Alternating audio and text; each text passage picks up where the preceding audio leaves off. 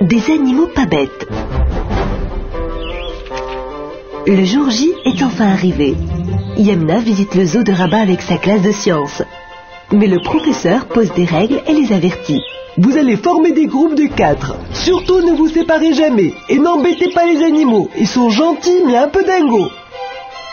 Yamna décide de se mettre avec Slimane, Yousra et Mamoun. Nous avons besoin d'un plan, affirme Slimane. Attendez-moi là, je vais en chercher un, propose Yamna.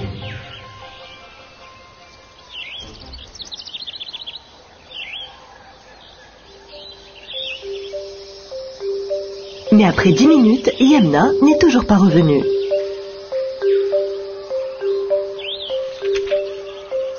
Yamna demeure introuvable et ses amis décident d'aller interroger les animaux du zoo pour la retrouver. Arrivé devant le cobra, Mamoun déclare « Je vais le charmer avec mes sifflements, il nous montrera le chemin jusqu'à Yamna. J'ai vu ça à Marrakech sur la place Jamarfna. »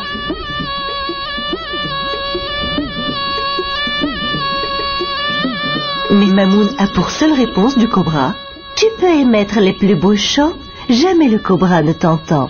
Mon espèce privée d'audition ne ressent que les vibrations. Si tu joues des percussions, alors je passerai à l'action. » « Mais oui !» s'exclame Slimane. « Les serpents sont sourds, on ne pourra rien lui demander. Allons voir la gazelle. » Mamoun interpelle une belle gazelle. « Psst, psst, ma jolie, tu n'aurais pas vu une autre magnifique créature nommée Yamna se promener dans le parc ?» D'un air fier, l'animal rétorque. « De toutes les demoiselles, c'est bien moi la plus belle. Reste plutôt à mes côtés, au lieu de la chercher. J'aime qu'on me complimente et je déteste les concurrentes. » Slimane explose de rire. Visiblement, elle est très jalouse. Quelle idée aussi de lui parler ainsi. Je ne pense pas que nous trouverons de l'aide par ici. Allons interroger l'éléphant.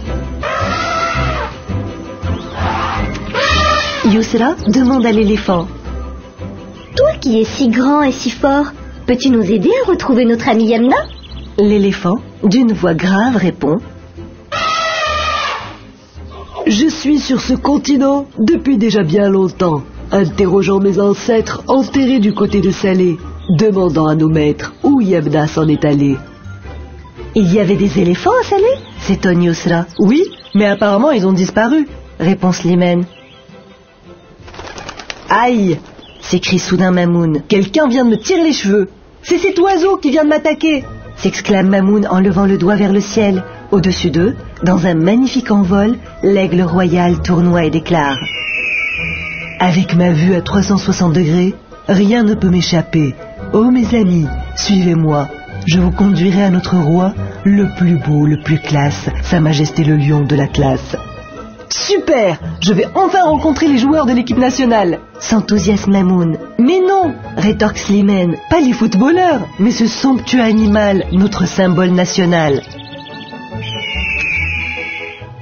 En suivant le chemin indiqué par l'aigle, Yousra, Slimane et Mamoun retrouvent leur amie Yamna en compagnie d'un grand lion de l'Atlas. Cette dernière déclare « Excusez-moi les amis, le roi des animaux m'avait interpellé afin de me faire part de son combat. » Le lion déclare alors « Victime d'une malédiction, mon espèce est menacée de disparition. Loin de notre espace naturel, la vie est tellement moins belle. Nous devons créer les conditions nécessaires à notre réintroduction. » Vos désirs sont des ordres, Sa Majesté. Nous ferons tout notre possible pour sensibiliser le monde à votre cause, promet Slimane.